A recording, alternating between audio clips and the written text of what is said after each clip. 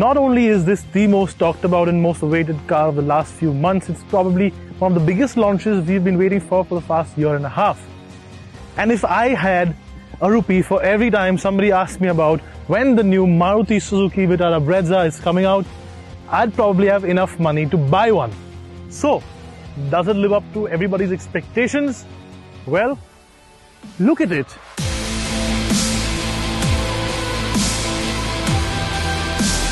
For starters, it looks much larger than it actually is.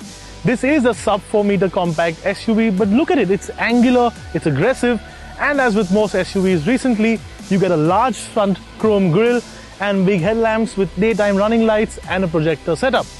But the most exciting feature or the most exciting design element in the Brezza has to be on the side.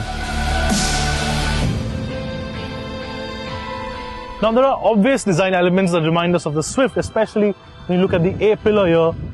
And the most important design element, in our opinion, is the floating roof. Now this is a ZDI Plus variant, which is the top of the line and is in a slightly boring shade of silver. But if you wanted one, you could get one in the blue or yellow with a white roof, or our favorite, a red with a black roof. Now, in our opinion, if you are spending your money on something as exciting looking as this, consider it. Consider a brighter color. It is a fun car and it should be in a fun color. Now, our only problem with the design, and I know some of you all might not agree with us, is the fact that the wheels, although they are large, 16 inches, they do look a little boring. Now, personally, we would have preferred something that the Ciaz gets, a multi-spoke gunmetal grey design, but as of now, this is what you get.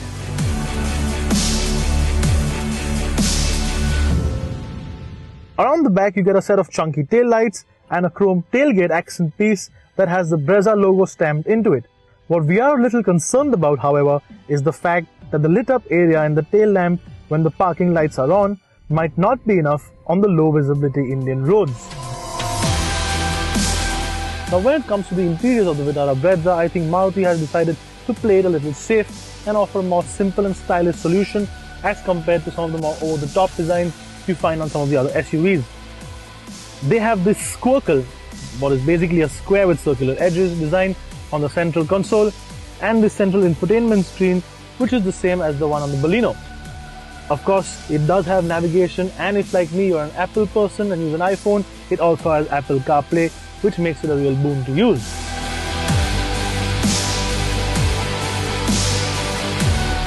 Now we know this is a little gimmicky, but you can choose the color on the instrument cluster from 5 different shades. You get blue, white, yellow, orange, and my personal favorite, a sporty red.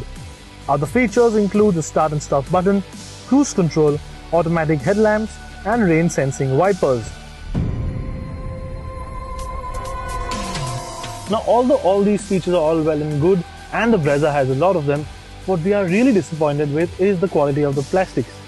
Now, there are certain uneven edges you find all over the car, and the central console just does not feel as well put together as you would expect from a 10 lakh rupee car. Also, some of the plastics are just a little hard to feel, and the tactile feedback just is not as good as we had expected. Now the front seats on the Brezza are quite comfortable and also have a hint of sportiness. You get these lovely side cushions here, which are good bolsters to support you when you're cornering, and you get a really nice upper back support, which seems to be missing from a few cars that we've driven recently. The lower cushion though is slightly smaller, and if you are a bigger person like I am, you might find it slightly intrusive, especially around the bottom.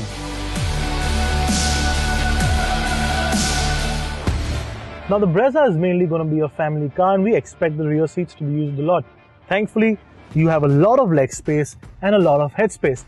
What you also have is enough space for 3 adults to sit next to each other, mainly because of the fact that the doors here are contoured, so you get a little more knee room. Now you also get this nifty little handrest here, which has 2 cup holders and a very useful little hook where you can hang a bag of groceries or maybe some iron clothes. Maruti Suzuki cars in the past were criticized heavily for not having enough storage space. The Brezza gets a bottle holder on both front door cards and 2 cup holders in the central console and a single bottle holder in the rear doors. You also get 2 glove compartments, one of which comes with a cooling function that can easily hold 2 small 500 ml bottles or 4 cans of your favorite aerated beverage. The Brezza also gets a large center control storage space and a boot which has 328 liters space with the seats in place.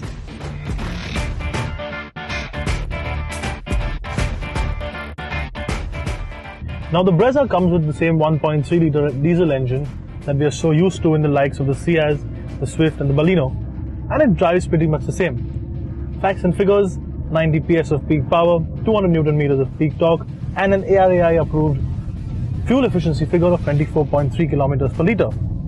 Now the first sense you get when you actually drive the Brezza is one of familiarity.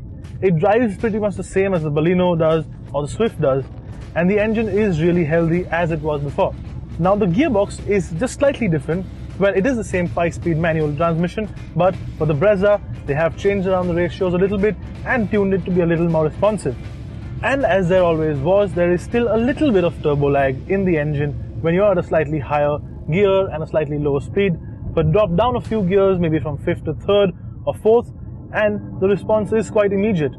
The gear shift action also, like with all Marutis, is very crisp, and thank God the clutch, unlike some other SUVs in this segment, is very light and very easy to use, which makes it a boon in start and stop traffic in the city.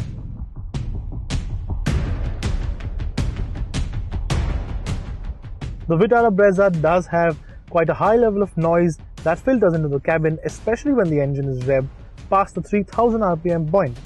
The NVH levels on the Brezza, especially in terms of tire noise and engine noise, are on the higher side, and on longer trips this could cause irritation to some drivers and passengers. Now the Brezza is a considerably tall-ish sort of car, and we thought handling might be a little compromise, but luckily it isn't. On the top of the line ZDI Plus version that we have here, you get 215 section tires and 16-inch wheel rims, and on this new C platform chassis that Suzuki has built specifically for this car, and this is the first one with that chassis, the steering feedback and handling feels quite crisp. Now there is a bit of body roll, but nothing really to complain about, and the ride is a little bit firmer than what we would have expected, but that is not bad because it does improve handling just a little bit. Now the Brezza with 1 or 2 people in the car does seem a little bouncy or skippy over a few undulated sections of road, but fill it up with 5 people and a boot full of luggage and what you get is a pretty pliant ride. In terms of brakes, the ZDI Plus version comes with ABS as standard and airbags of course, but the LDI and VDI have them optional. Now if you are planning to buy a cheaper version of the Brezza, we beg you, please consider the ABS. It is an absolute necessity in today's day and age. Do not skimp on something as basic as safety.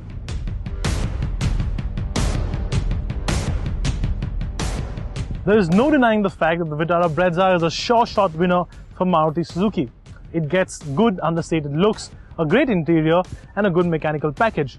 But what Maruti really need to work upon immediately is the quality of the plastics and of course the NVH levels. So if you are looking for a 10 lakh odd rupee car today in the Indian market, we think this is probably one of the best there is. Makes you wonder though, with a car like this, does a conventional mid-size sedan or a premium hatchback really make that much sense?